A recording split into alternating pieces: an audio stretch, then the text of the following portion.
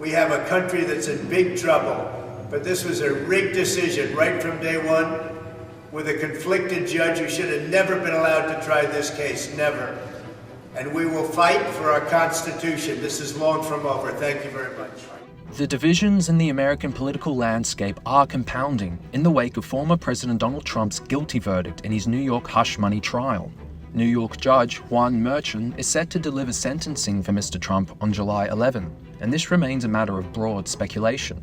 Trump's sentence could be as light as a disciplinary fine, or it may result in a jail sentence of up to 4 years. And Merchan's decision will have foreseen and unforeseen ramifications no matter what he decides.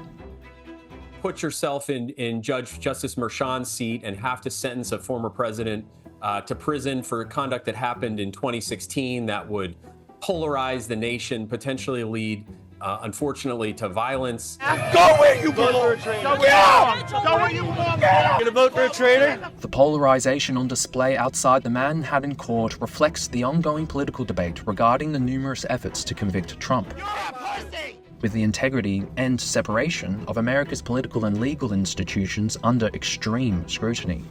Manhattan District Attorney and Prosecutor Alvin Bragg has championed the maintenance of legal processes in holding powerful political figures to the same account as all citizens before the law.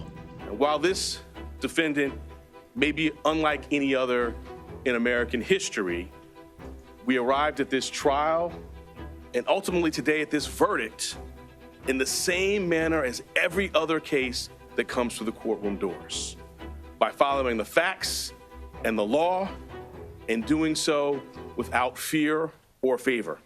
On the other end of the debate, momentum continues to build behind the idea that Trump is the victim of a witch hunt wherein political interest has deranged the apolitical integrity of the legal system. Americans, aren't as stupid as they look sometimes. They can see right through this. Everyone knows that this is not quite right. They can see that they've been going after Trump, manufacturing the evidence. People have been elected to office based on how they were going to get Trump.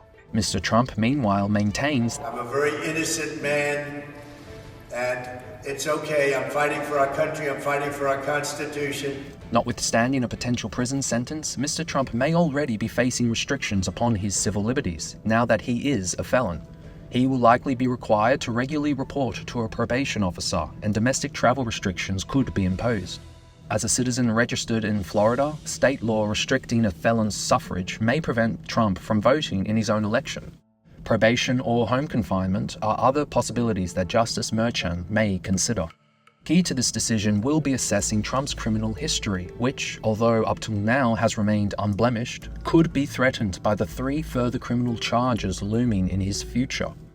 This was a set of crimes that were committed by Donald Trump before he was president. He can no longer vote in the United States. He can no longer own a gun in the United States. He can no longer travel freely as he once could on his passport in the United States. This is a man who has been found guilty. If Mr. Trump is sentenced to probation, he may later be jailed if he is found to have committed additional crimes. However, these 3 remaining cases are not expected to be conducted until after the American presidential election, scheduled for November 5th this year.